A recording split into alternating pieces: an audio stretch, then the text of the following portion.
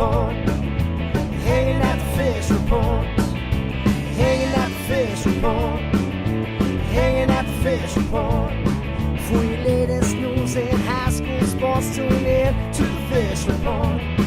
Don't need no bed, don't need no pull. When you tune in to the Fish Report. Hanging at the Fish Report. Hanging at the Fish Report. You got Craig and TK and Heather D tuned in at the Fish Report. Coming to you live from Studio F in Russia, Ohio. It's the Fish Report Live Show with your hosts, Craig Fissinger and Ken Francis. Tune in to the Fish Report. Welcome, everyone, to another Fish Report Live. I'm Craig Fissinger. That's Ken Francis. We're your hosts tonight. Back in our sound room are TK and Heavy D. Going to be talking to those two guys in just a little bit. And Ken, breaking news tonight. For the first time in 31 years, the Russia Raiders, our hometown Raiders, looking for a new boys basketball coach, aren't they? Yes, they are, Craig. Russia coach Paul Bremingen resigned today after 31 years of being the head basketball coach of the Russia Raiders. Did a great, outstanding job. I can't say anything, just everything the best about Coach Bremingen. And, it's going to be sad to see him go, Craig. Yeah, really a teacher of the game, and I was a guy that I was hoping someday my fourth grade son would be able to play for, but that ain't going to happen. Nope. But I will have to say, my son Nolan got to play 4 years of varsity basketball with him. Couldn't have been a better teacher of the game, and not only that, Craig, a great teacher of life for these young kids at Russia School, and thanks, Coach Bremingen, for everything you did. Yeah, definitely going to be missed, and we'll anxiously be awaiting the next hiring of a new coach, and hopefully we'll get that person on here on the show to talk to him sometime soon. Absolutely. All right, Ken, well, we're heading into May. The weather's starting to get nice, and what do you know? We're already heading into tournament draw for boys baseball and girls softball, aren't we? Hard to believe, Craig, that the season's starting to wind down. We got this week and next week, and that pretty much wraps up the regular season for baseball and softball teams. The county track or the league track meets will be taking place here in the next couple weeks. So, tournament draw is actually Sunday already. All right, well, we're going to be talking some spring sports tonight and talking to a coach and a track coach and a baseball player. Yes, we are, Craig. We're going to go up north in Mac Country and talk to the head coach of the Minster Lady Wildcats, Jessie Magoto. She's won numerous state championships up there in both cross country and track and field. Really looking forward to hearing what she has to say about her team this year. And also, Craig, will be going over to Sidney and speaking live with Sidney baseball star Connor Echols. Connor's a senior right now over at Sidney, having another outstanding year, Craig. And once his season is over, he'll be taking his talents to the University of Dayton and playing for Coach Tony Vittorio. All right, well, can't wait to get to those interview. And speaking of those Minster Wildcats, I believe they're the subject of our trivia question tonight, aren't they? Yes, they are, Craig. But before I get to this week's trivia question, I'd like to apologize for last week's. The trivia question last week was how many SCL teams have won a state championship. The correct answer was 0, just like we said. But there wasn't a few additional runner-ups that we talked about. One in particular, Craig, Houston standout, Stacy Ritter. Yeah, we mentioned Anna's being a state runner. I think you mentioned the Anna boys as being a state runner-up, right. and another team. And then shortly after the show was over, got a few emails, and they said, hey, what about Houston? They were the runner-up. Yep, Houston Wildcats, like you were saying, maybe singular, the Houston Wildcats, Stacy Ritter, 1992, state runner-up, Craig. She got a first place in the long jump, first place in the 100, the 200, and a sixth place in the 400, accumulating 29 points for the Lady Wildcats. Yeah, second place all by herself, something else, and I definitely remember that. Didn't remember it last week when we were talking about it, but that was something else back there in 1992. But let's get to tonight's trivia question. Like I said, I know it's about the Minster Wildcats. Yes, it is, Craig. They've won 12 state championship in girls track and field. Coach Magoto's got a great team this year, Craig. She's going for lucky number 13.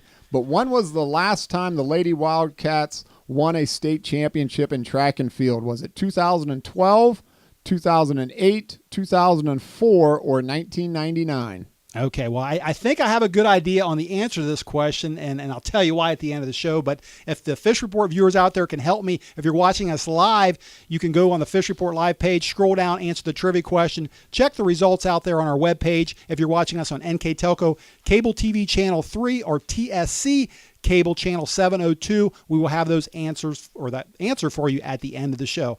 All right, Ken, well, speaking of those Minster Lady Wildcats, let's get things started here. And like I said, they're year in, year out, they're a loaded team, and this year is no exception, is it? No, it's not, Craig. Yes, they are loaded, and they've got a lot of good athletes back this year, including, multiple events, Craig, from the sprints to the field events to the high jump to the long jump and pole vault. They've got all the events covered. Yeah, and Coach Magoto over there, she does a little bit of everything as far as she coaches runners during track season. She also coaches them during cross-country season, and she's had a lot of success in cross-country, hasn't she? Yes, she has, Craig. Probably more so success in the cross-country field than the track and field. But she really pushes the kids in the off-season, I know, and they're very dedicated to their sport over there, and it shows with all the state championships that they've had. Yeah, they've got like some runners, cross-country runners that have done really well.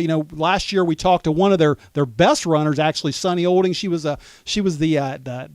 our last guest of last season, and I think she's going to help me out with tonight's trivia question. But one of the best there was Sunny, wasn't she? Absolutely, Craig. And I think we've got her on the phone right now, Craig, the head coach of the Minster Lady Wildcats, Jessie Magoto. Coach Magoto, are you out there?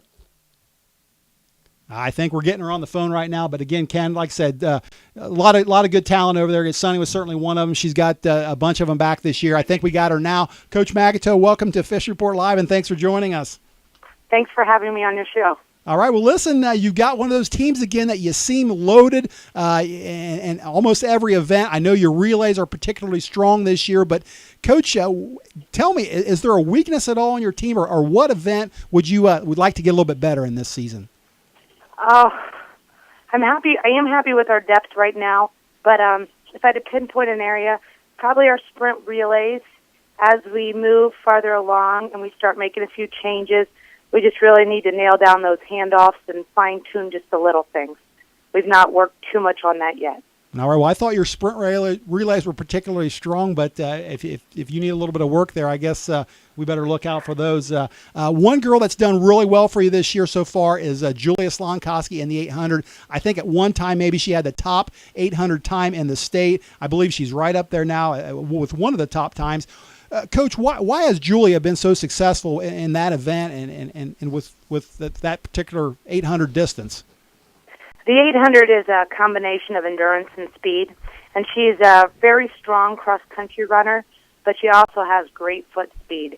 So she has the confidence to carry the distance, but when she needs to, she can really turn it over, and she has the speed to do it. Coach, a few weeks ago, we talked about your pole vaulter, Maria Heckman. She finished third in the state last year.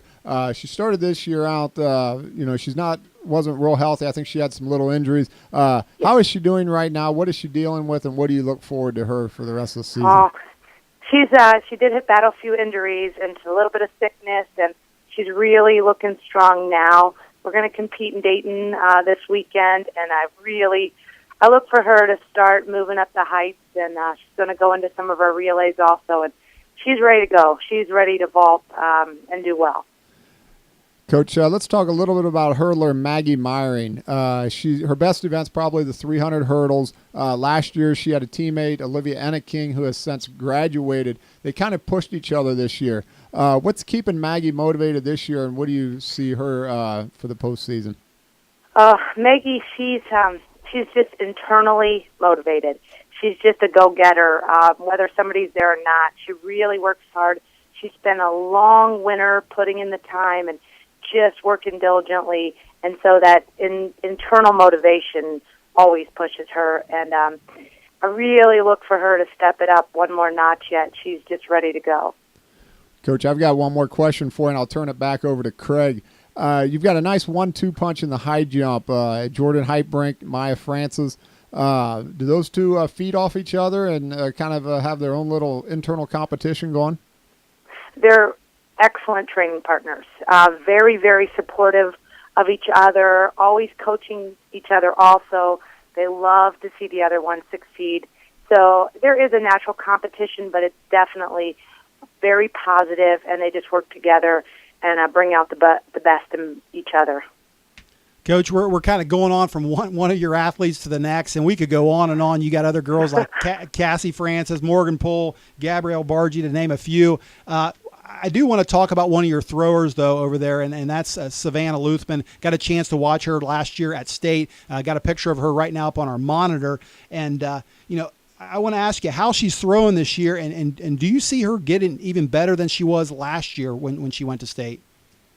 Well, she has already thrown a personal best this year, so she's thrown farther than she did last year already. And she's using both the glide and the spin with shot put, so she's moving up in her technique. She spent a long winter in the weight room. She's stronger, more confident, and, I hope that leads to some great things for her because she's just an excellent kid. All right, Coach. And I think Ken had one more question for you here. Ken, is this track related or not really, Coach? This is the second time we've had you on our show, I believe.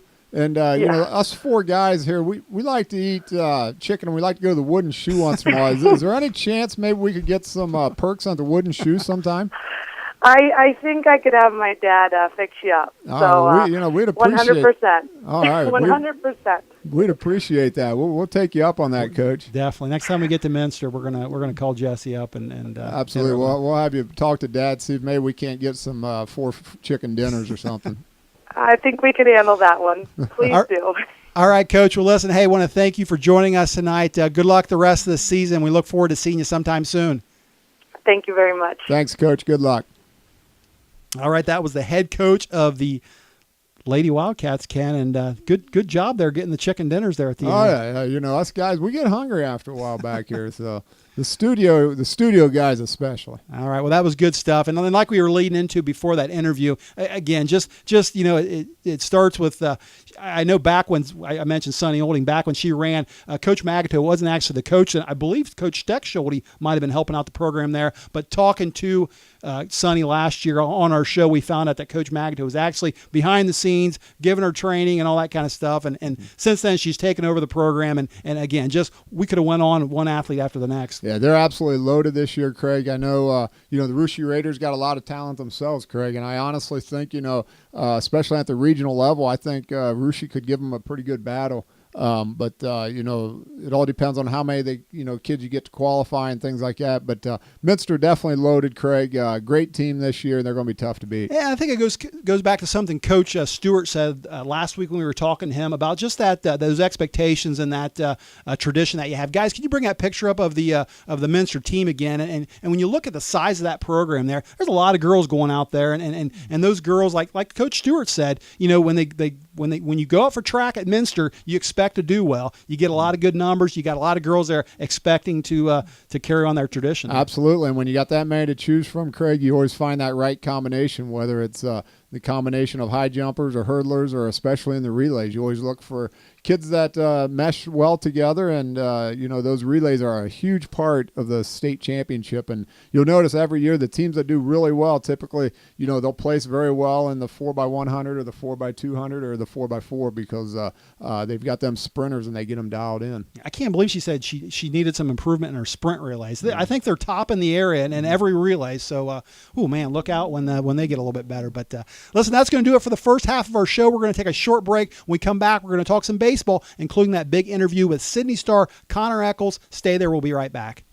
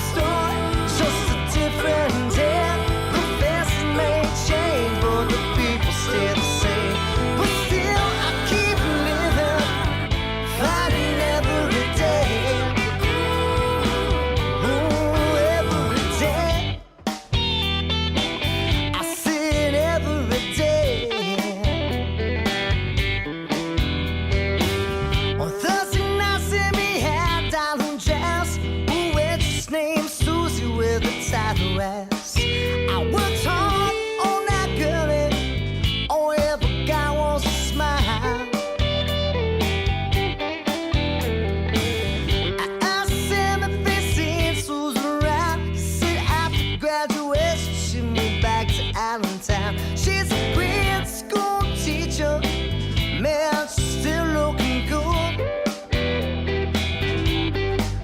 Well, I said, my friend, I'm sound on this. People won't stick around till real life begin to sell. I'm with a sad couple that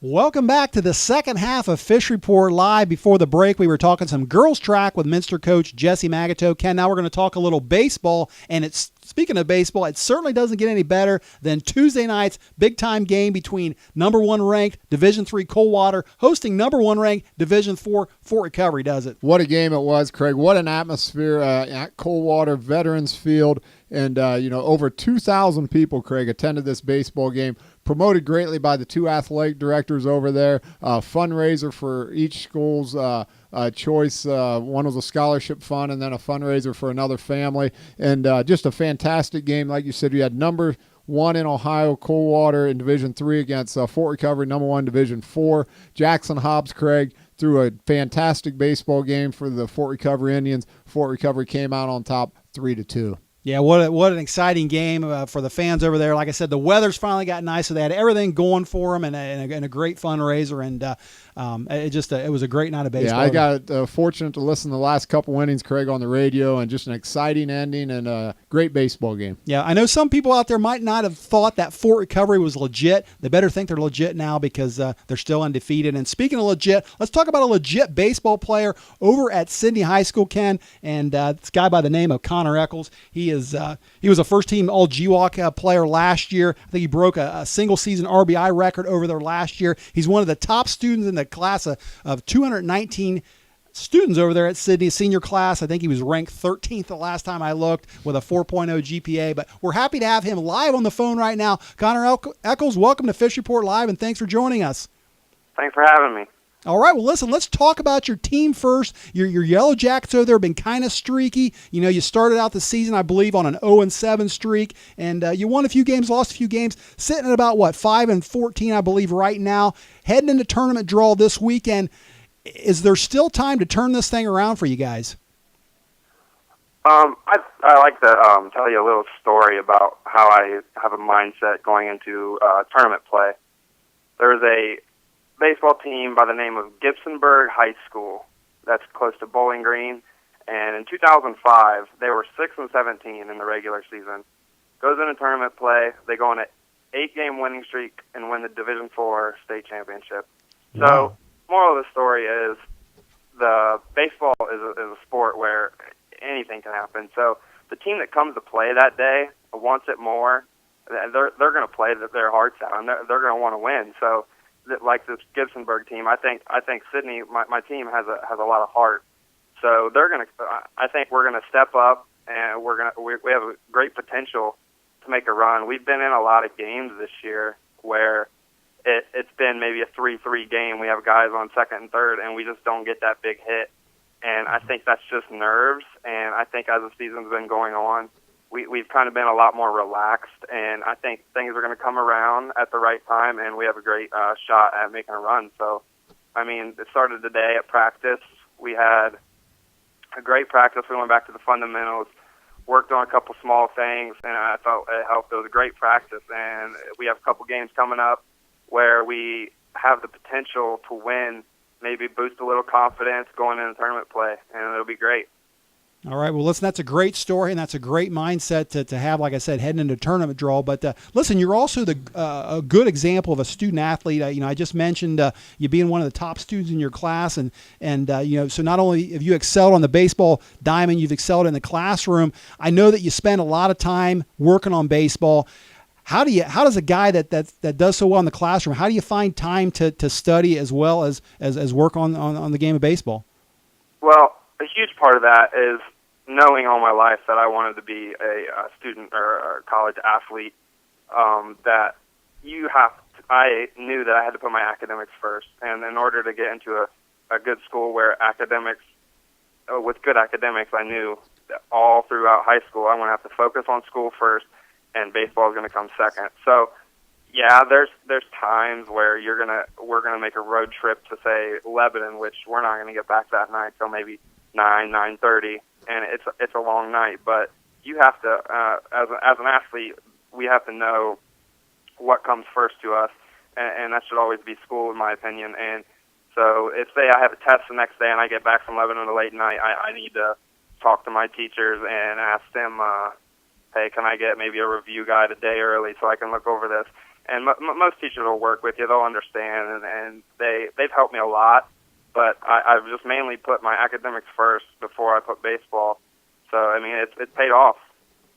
Connor, hi. This is Ken Francis. Been watching you play since about 4th grade. I've even had the pleasure of being on the same team as you a few different times, if you remember back in the day. Yep. But a lot of times I see you on the mound. Sometimes you're a middle infielder. The other night you pitched against Russia. You threw a great game. Where does Connor Echols prefer, middle infield or on the pitcher's mound? I prefer middle infield. I mean, I don't know. I just played it all my life. I enjoy pitching, but I feel like when I'm playing shortstop, second base, I can communicate with all the guys on the field. They all can hear me, and there's a big difference from when I'm pitching, where I'm in a zone, and I don't like talking to people when I pitch because I'm just focused. But when I like to be a social guy and keep everyone focused in the game at shortstop or second base, and let them know that, hey, 2 outs in this situation, do this right here. And I mean, I like to play infield. I played some outfield this year. I mean, I really prefer to play wherever I'm going to help my team most and be able to have the best chance to win the game that day. Connor, let's talk about your summer team a little bit. You play for the Cincinnati Flames. Got an opportunity to watch you play a game last summer. And how important has it in your success with the Flames contributed to your recruitment and the college level? I think it contributed incredibly. Around here, I'm not saying you're not going to get recruited whatsoever, because you do. But my dad talked to me when I was about the age of, I think it was 13, and he thought that for me to be able to go play at the next level, which he knew has been a dream since I was a little boy, playing just hitting off a tee, and he knew that if I wanted to get recruited to the best of my abilities, I'd have to travel south maybe. And then we started looking at the teams, and we came to the conclusion that a Flames would be a good team to try out for, which I was kind of about because I didn't want to leave playing with my friends. But I realized that if I do want to play in college, this is what's best for me. So I went down there, tried out. Not sure if I had the greatest tryout. I was a little bit nervous. Never actually tried out for a team, having been coached by my dad all my life. So, I mean, it was a struggle to adapt to a new team, but I made great friends out of it, and my coaches were incredible. Each game, they'd talk to us and say, hey, there might be a couple scouts here, but they knew everyone. So it was huge, because there was a game last summer where I'm thinking there's probably about 17 different scouts, and that ranged from D3 all the way to pro scouts, and there wasn't a game last summer where there wasn't a scout in the stand. So it was huge, and I don't think I would have got that anywhere around here. So playing for the Flames was huge for me. Connor, next year you'll be taking your talents and your academic skills to the University of Dayton, playing for Coach Tony Vittorio. What attracted you to the UD, and what position do you feel you'll be playing? Middle infield, outfield? Like you said, I don't think you'll be on the mound, but where do you see yourself fitting in at Dayton?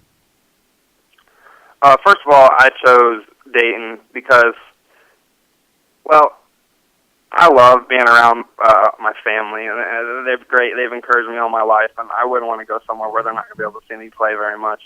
And having their support day in and day out when they're coming to my games just means so much to me. And I've heard people say, last night we played Troy, and after the game, a parent came up to me and said, hey, Connor, good game. I really look forward to seeing you play next year at Dayton. We're going to come down to a few games, and that means a lot to me because I've played against these kids all my life because they're from around here, and they know me. So when people come to support, it means a lot, and a lot of people from around here support the University of Dayton. So it means a lot, really, and the academics there are incredible. So I'm going to get an incredible degree and be able to play on a baseball team that has great, what is the word I'm looking for? Tradition. They have great tradition, and when they offered me the position. Coach said that freshman year I should have the opportunity to play second base, and he sees me in the lineup, maybe 2, 3, 4 guy, and he said I have the athletic ability that if they want me to move to outfield, they can do that as well. So I'm looking forward to it. All right, listen, Connor, we're about out of time. I do have one more question to ask you, though. You know, you mentioned your family, you mentioned your dad. I know your dad's been played a big role in your success in baseball and into your life. So can you quickly kind of summarize what he's all meant to you, what he's done for you, and like I said, in life and baseball?